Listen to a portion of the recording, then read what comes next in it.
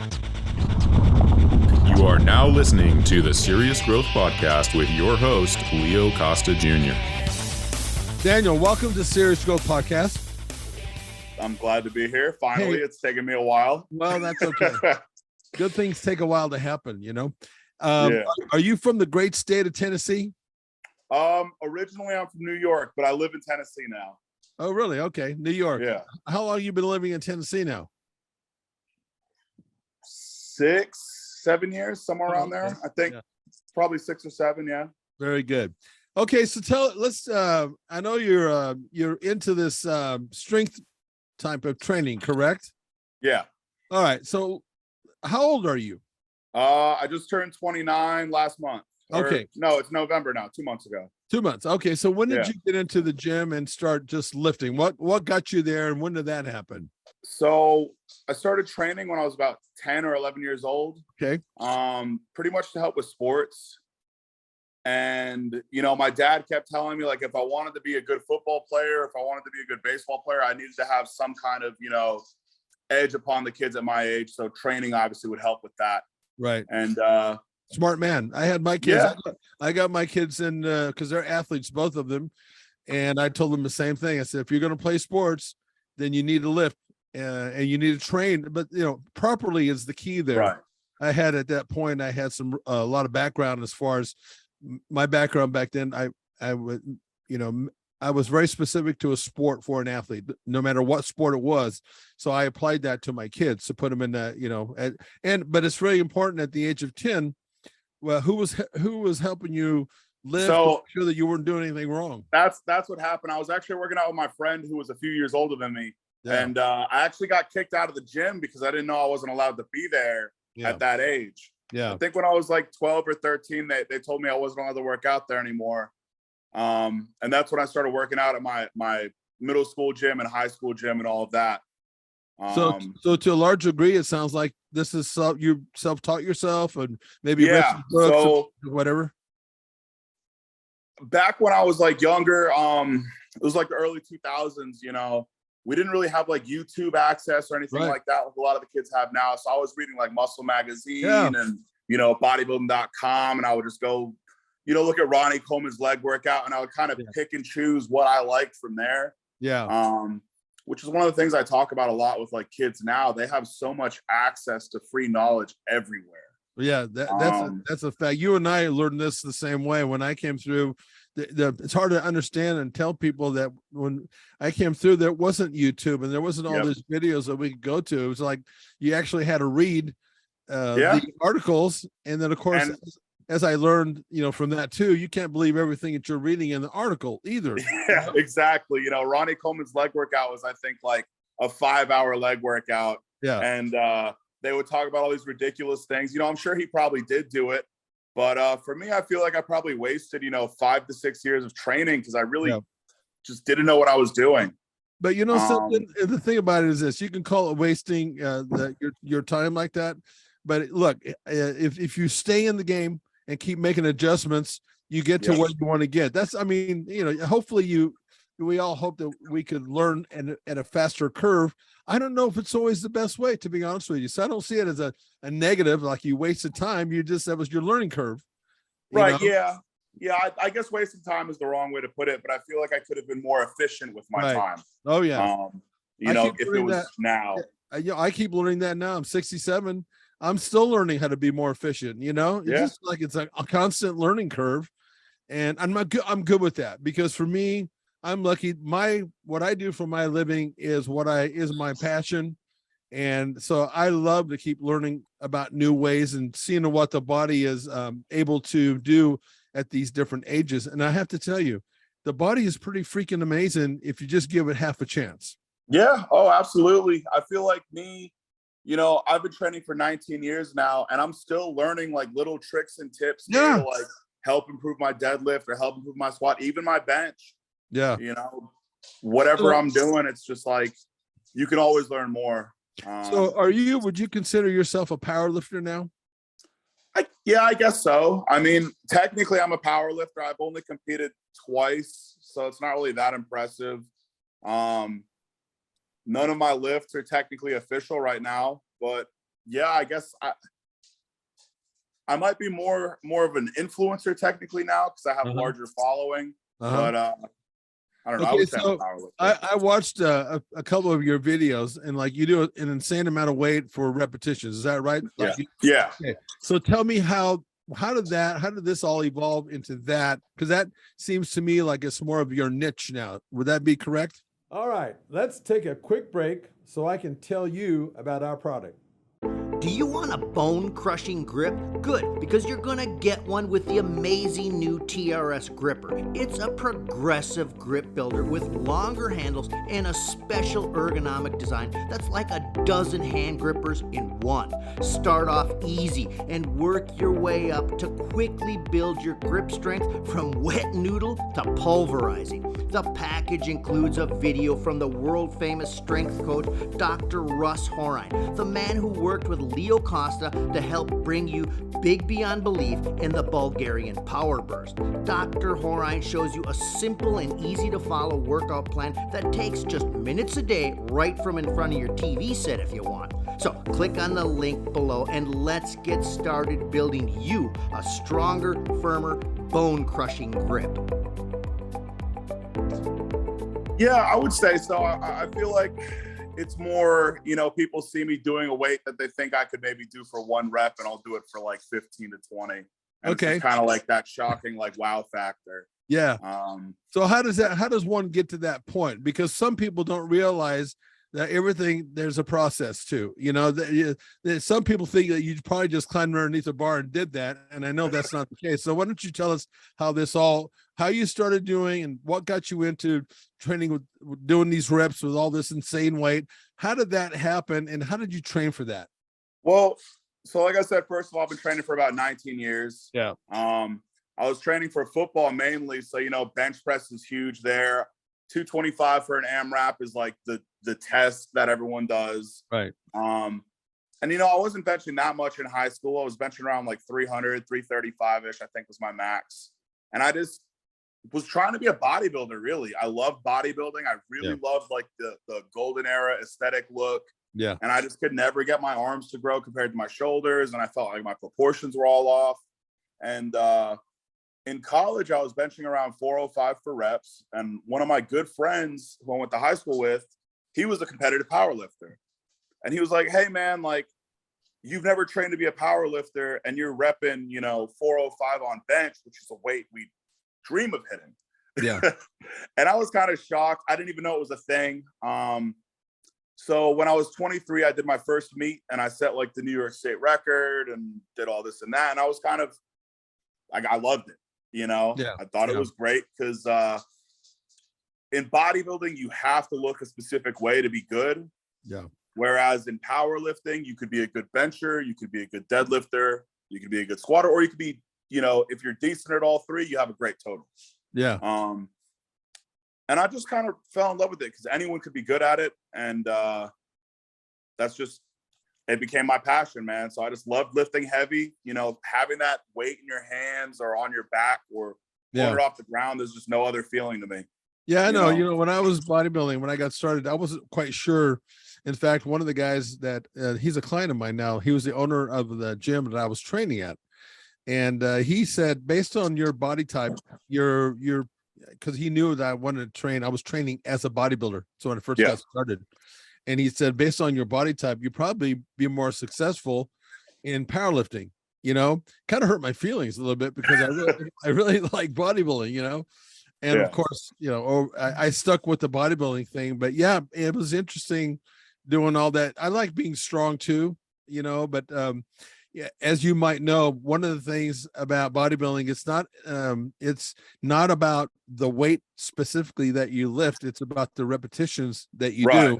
And there's always been a lot of debate over that, but when you really get right down to it, even Ronnie Coleman, as strong as he is, I did a video with him many years ago. We called it the backstage secrets of bodybuilders at that time. He was just a cop and he was just coming on the scene. It was huge. But even Ronnie Coleman will tell you that for bodybuilding, it's doing as much weight as you possibly can, but for a lot of reps. So he sticks around 12 to 15, 10 reps sometimes, but it's up there. Most people don't know that.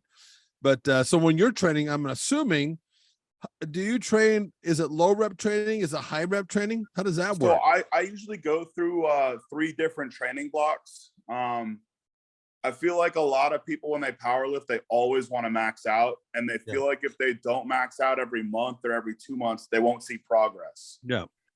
So for me, I actually run like a 3-month hypertrophy block where I start off doing sets of 15 and finish with sets of 8. Okay. Pretty high and volume. I slowly I pull my reps down, and then obviously the next couple blocks I'll go from 8 to, let's say, 3, and then 3, 2, 1 for my final prep. So is that like, would I be correct in saying that's about 3, you said 3 months, in each block? It's about 12 weeks. Yeah. It depends. Anywhere between 10 to 16. So basically in 9 months, you've created a complete block. Is that correct? Yes. Okay. It would be 3 blocks. Yeah. But one whole training cycle. Right. And then is there anything now that you're doing this for more just for the shock value of how many reps that you could do for a certain amount of weight? Are you still sticking with that type of style as far as 3 months with each, or how does that, I mean, to the point where you're doing a lot of weight and a lot of reps? The AMRAPs that I've been doing recently, I guess, are more really for views that I kind of just to see how I can do it, because for example, let's say I bench 600 pounds. Yeah. 99% of the population will never know what it's like to ever touch or feel that or understand how hard it is to do. Right. Yeah. Whereas 225, a lot of them might have squatted it or benched it or deadlifted it for a rep. Maybe not, Yeah. So now for me to rep that out for 80, 90, 100 reps, they can kind of understand it a little bit more and see how different the gap of strength is, if that makes sense. Yeah, you make it more like anybody, I mean, a larger group of people could do 225 for X amount of reps, where I get you now. It's kind of like when I walked into Gold's Gym the first time after training 6 years, and I walked into Gold's Gym in Venice Beach where all the pros were. My first response was, I said, oh, fuck no, I can't get that big. I mean, it was insane how big those guys were, it's just like most people can't identify with that. But I see what you're doing now. Yeah, like bodybuilders, you don't realize how big they are until you see them in person. Oh, goodness gracious. That's when I saw these guys, it was mind blowing to think how they could get that big, but it's an interesting journey for sure. Okay. So then what about how much you weighing right now? Right now I'm around 308, but I'm kind of fatter. My diet's been kind of lacking. I've just been eating whatever I could find right now at this point. But I compete at 275. So my training weight that I can get up to is about 320. Yeah. And then it's an easy water cut and maybe 5 to 10% body fat cut, which really doesn't affect strength much. Yeah. And so a lot of people, go ahead. No, go ahead. Like what we were saying before, a lot of people think, they see bodybuilders and don't realize how big they are. Yeah. I'm 6'2", 308. Right. I've got 20-inch arms. I'm not a small person. No, you're not. I can tell on screen you're not a small person. And you see some of these, 5'6" bodybuilders, and people are like, oh, they're absolutely massive. And then you put me next to them, and it's like, I outweigh them by 60 pounds. Yeah, exactly. You remind me of the kind of like the old style powerlifters or even bodybuilders. We used to do a bulk phase. Yes. And we didn't worry that much about how much body fat that we were putting on. We just went for it. Lee Priest, have you heard of him? Yes, absolutely. He was notorious for his bulks. Yeah. And he was kind of that mindset. He said, fuck it. I just put on as much weight as I can. And then I pare it down. Of course, a lot of us were more of the mindset as we went on was like more of a lean bulk. So you're not getting past 10 or 12% body fat. Right. It worked for Lee Priest, but you remind me of that back in those days, how we used to just slam weight. Yeah. I mean, I found it works for me. The only issue I've really had was my first big bulk. I went from around, I was either 230 or 240, and I pushed to like 270 to 280. Yeah. And just from gaining so much weight so quick, I had troubles breathing, I would snore in my sleep. I would even snore sitting on the couch watching TV, and my health was just a little at risk there. So I kind of had to maintain a bit and then kept pushing. So it's taken me about maybe 3.5 years to go from 230 to 308, and now I feel healthy at this point. Yeah, it sounds like you're figuring it out. You Yeah. know, because I was going to ask you, is there a point of no return? In other words, you know, you can put on so much weight, but at some point you really don't get stronger, even though you're putting on that much weight. I would think that. Yeah, it's diminishing returns, I would Diminishing say. returns, You know, like, yeah.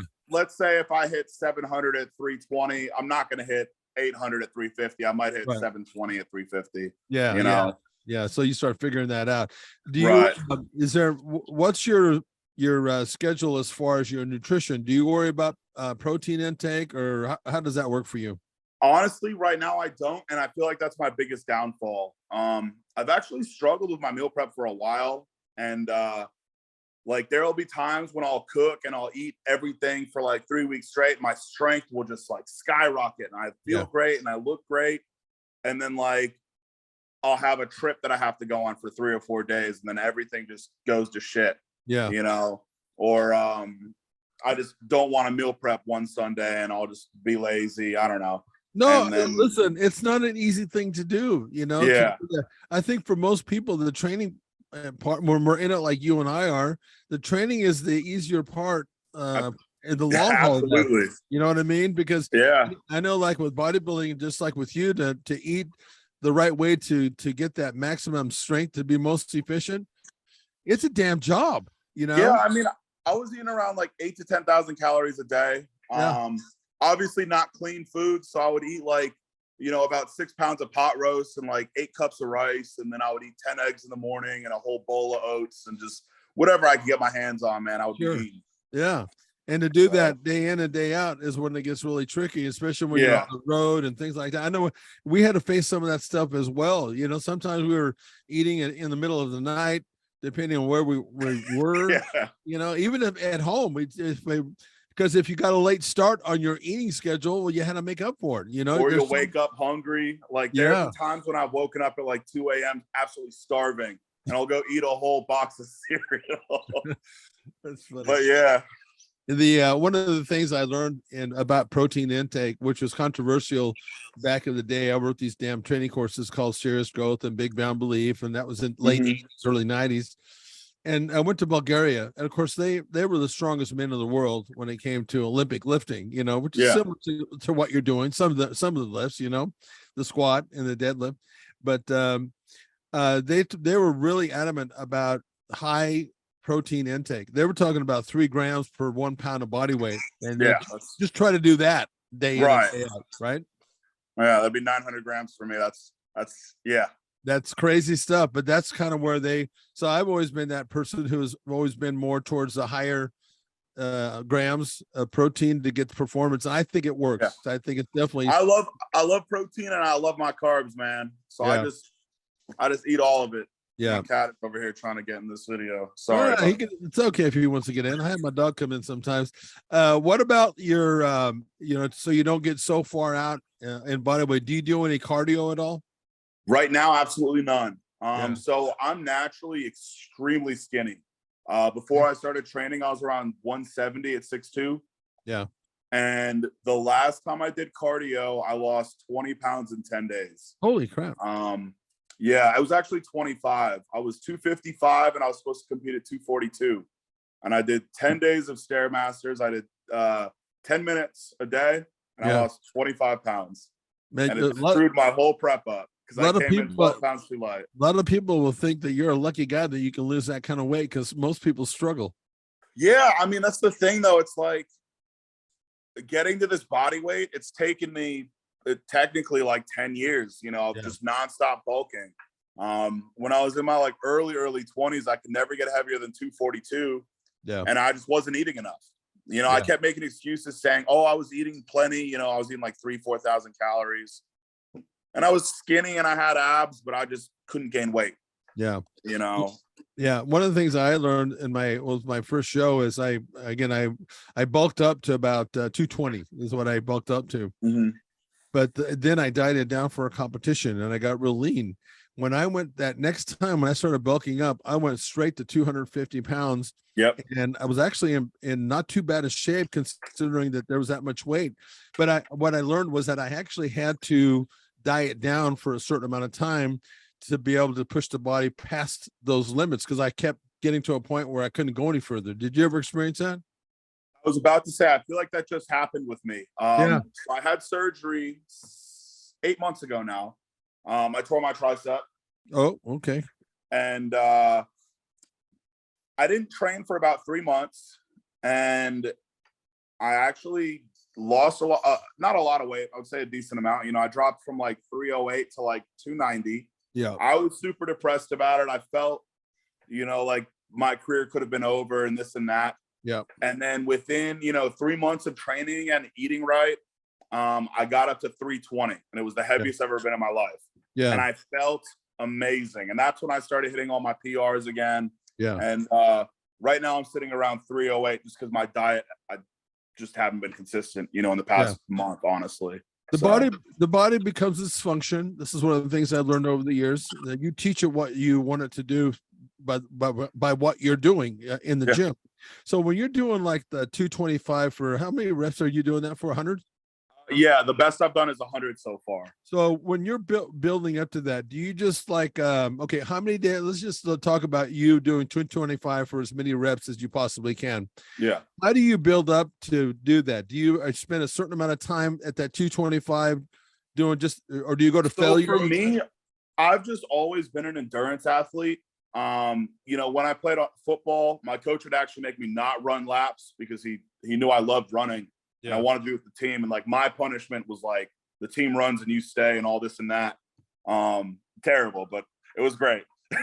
Character building. Yeah. And so for me, my endurance is great, So I don't really actually train endurance for those lifts. Okay, but you walk into the gym day one. Okay, I'm taking 225. You crank out how many, if you can remember, the first time that you did that, how many reps did you get? I mean, I was probably in high school, maybe 10. 10. Okay, so how did you get to 20? And how did you get to 30? For goodness sake, how did you get to 100? I mean, come on. I would say that's just strength building, like my endurance, let's say my endurance stayed the same as it is now, or it actually probably decreased over the years. My strength has just gotten so much higher that, 2 plates for me is essentially 30% of my max. Where it pretty much feels like nothing. It's like the barbell for most people. Yeah. Do you think that if you were 50 pounds lighter, that you could do the 225 for 100 reps? Probably not 100, but I could say at least 70 to 80. Yeah. So the body weight actually has something to do with that. I would say so. Of course, I'm fatter right now, so I've got a little bit of a gut, and it kind of reduces your range of motion a bit. But I don't think, losing 50 pounds of, let's say it's, 30 pounds of fat, 20 pounds of muscle, I don't think I would lose that much on the strength scale. Do you use some of these guys put on a suit? Do you use one of these suits? I didn't pay attention to that I've never used a bench shirt before. I do use elbow wraps just as like a preventative thing. Essentially I just wrap, something around my elbow to put pressure on my tendons. Okay. And it actually saved my elbow, my tricep that I tore. The doctor told me that it should have torn from the bone, which would have caused a bone break. Yeah. Which would have caused a much longer recovery. And because I had that wrap on, the tear actually happened higher up on the muscle, and it was tendon from muscle versus tendon from bone. Were you actually doing this as a part of like a powerlift or like in a meet, or did this happen while you were trying to do a lot of reps? I was doing an accessory movement that's like super popular with a lot of old school powerlifters. They're called rolling extensions. It's similar to like a lat pullover and a skull crusher. Oh yeah, I know. So you kind of do like a skull crusher and then use your lats to kind of start the movement and then extend. I know exactly what you're talking about. Vince Gironda. I don't know if you heard of Vince Gironda. It's before your time. He was called the Iron Guru. And way ahead of his time. He trained Arnold Schwarzenegger and some of these old bodybuilders way back in the day. But I trained in his studio, which is one of the luckiest things that happened to me, because guys like that are way ahead of their time. But that's one of the things that he did is he would start back here, pull real close in, then do a little chest press right there. Yeah, so I know exactly what. So you tore it doing that, huh? Yeah. So this is gonna sound dumb. I almost never drank. I don't really like drinking. I don't enjoy it that much. And I went out for the first time in a few months and decided to kind of like let loose. I just hit a PR and, you know, I went and partied and had fun with my girl. Didn't rehydrate properly. Didn't really drink much water and tore it due to dehydration. There's my cat. Hey, and the doctor said that because the tear was so small that he's pretty sure it was from dehydration. No kidding. That's an important message to send to people out there, because, you know, we do know that when you're hydrated, you can perform better, but sometimes we take that shit for granted, don't we? Yeah. Well, that's the thing. Like when I was younger, you know, I could go do that. Obviously I'm not that old now, but I am older. And of course the weights I'm lifting are pretty ridiculous, and I don't really realize that most of the time. You don't, because you do it all the time and you forget about that shit. Exactly. You know? And it's really important to remember that. It was kind of humbling, man. It was a good learning experience, and it kind of really made me want to focus on my water intake a lot more in my diet. And I've been drinking a lot more water, which probably is one of the more reasons I'm a little more bloated now. And I just need to get my diet back on track, and then I'll be where I need to be. Yeah.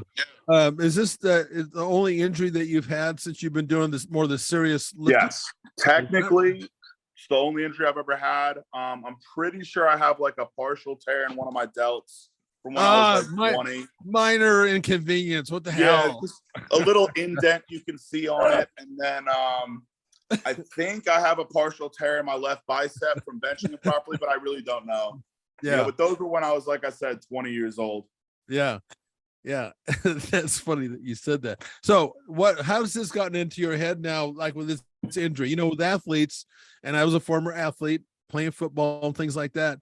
You know, when you get hurt, when you twist a knee or something like that, does it make you think that you're ready to go balls out like you're doing right now? Is that in your head at all? So how does that make you think differently, or does it? The only thing I really haven't been pushing 100% right now is my tricep movements. But everything else I've been going 100% on. And I really don't worry about it because the mesh they put in, the doctor told me, is stronger than your tendon. Yeah. So he told me that elbow will never tear again. Really? So I kind of that might be a good or bad thing for you, telling you that. Yeah, exactly. I told him jokingly, I was like, yeah, go fix my other arm too while you're at it. You know? Yeah, you might as well do that. Them. Oh my goodness, that's crazy. Yeah, because as an athlete, you just wonder when you're ready to go again, am I really ready for this? You know? Right. Hey, so listen, I mean, when you're doing a bench press, your triceps are very involved in that. They're the weak link, aren't they? Yeah, they're absolutely loaded. And it's weird because like I don't really have any issues in it. The only thing that happens is if I get a really good arm pump, like when I'm training biceps, I'll get a little bit of numbness in my forearm. Oh yeah. And I just feel like that's from scar tissue, and eventually that'll go away. And even if it doesn't, it's not a big deal. So I like your mindset. I really do. Yeah, I mean, I'm always fighting with that. You know, I've talked to people. You know, now that I'm 67 years old, I've had shit happen to me, like you will too. The longer you stay in this thing, the more shit's going to happen to you. That's life. I mean, that's just what works. That's what I've told my girl. It's like, I don't know if I'll be able to power lift, you know, my whole life, but maybe for another 5 years. Yeah. And then I'll probably transition to like bodybuilding and hope I look good. I don't know. No, if I can, you know, I'm there, you know, I'm there. When I was training in my early days, I had some injuries like we all have. And I keep wondering, because I love this, I love the bodybuilding. I call it the bodybuilding lifestyle. This is what I do day in and day out. I'm lost without it. I have to do it. When I go into the fucking gym, if I can't compete against myself, I'd rather shoot myself. I know that sounds pretty drastic, but you know what I mean. You know what I'm talking about. I get it. Yeah. I can't go in there and just half-ass the damn thing. So, and then of course, 10.5 years ago, I had 3 strokes that paralyzed my ass, and I came back from that. So I'm always having to deal with, I want to push it as hard as I can, but you know what?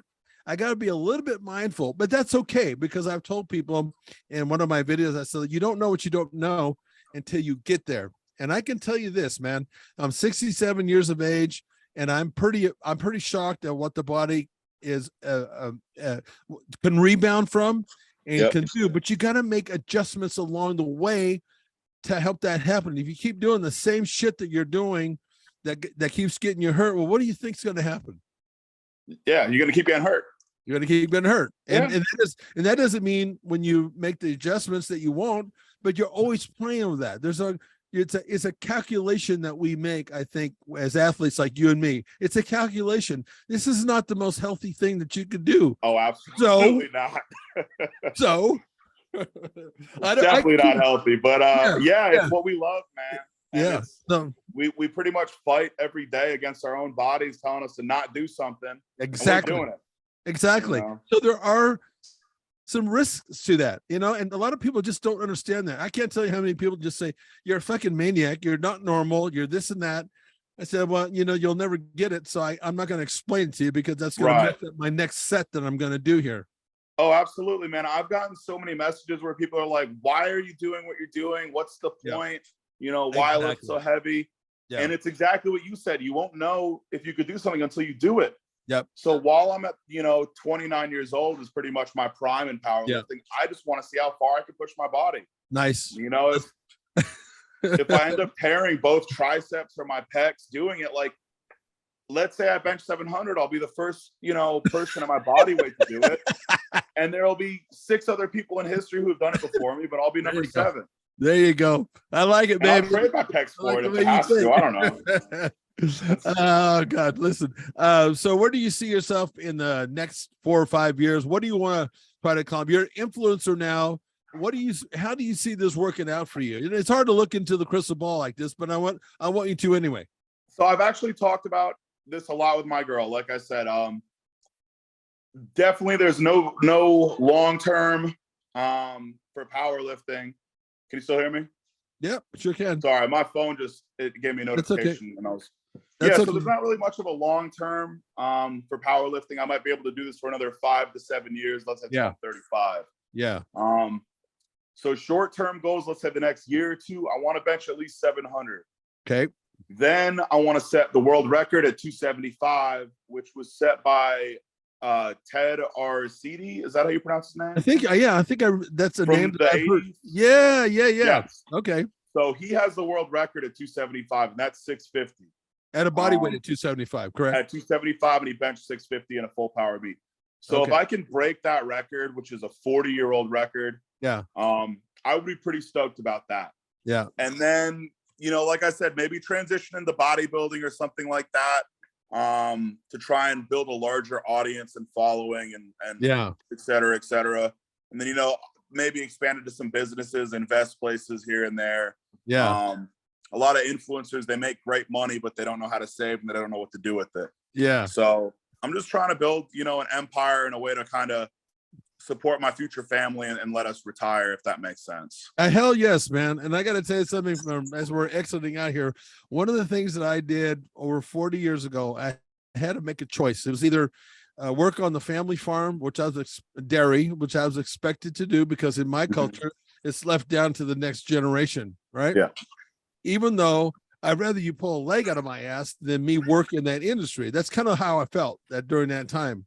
Right. And I got to the point, I said, well, shit, after college, I guess this is, my pro career didn't go very far at all. Not like my kids. Both of my kids played at the high level.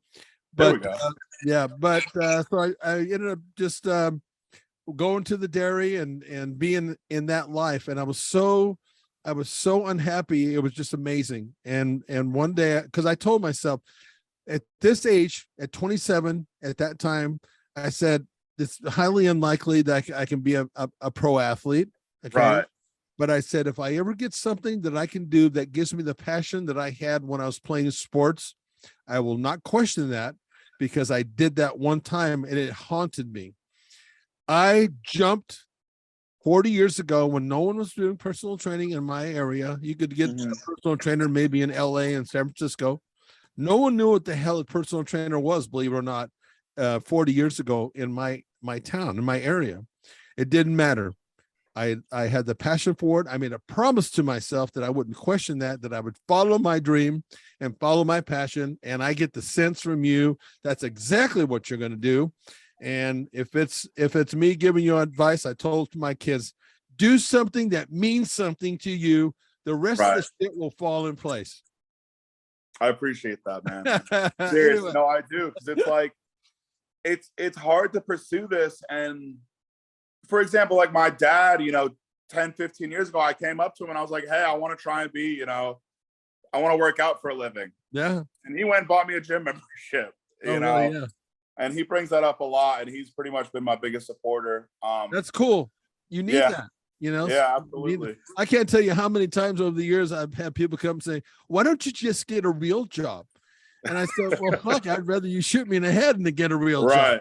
If you're enjoying what you're doing, it's not even work, man. You're getting paid to enjoy life. Exactly. And I have people now, I'm 67. Why are you doing? Why don't you just retire? I said, why? I'm having fun. Why would I do that? It makes no sense to me. Right. Anyway, I hope that you have that longevity in your career. You have a good presence about you, and I'm sure that you will. I appreciate that, man. I'm trying. Like I said, I'm hoping I can find the roots that allow that longevity. Just stay in the game, baby. Just keep making adjustments. You'll be there. That's true. That's true. Okay. Hey, listen, thanks for coming on the show. I appreciate it. Of course, man.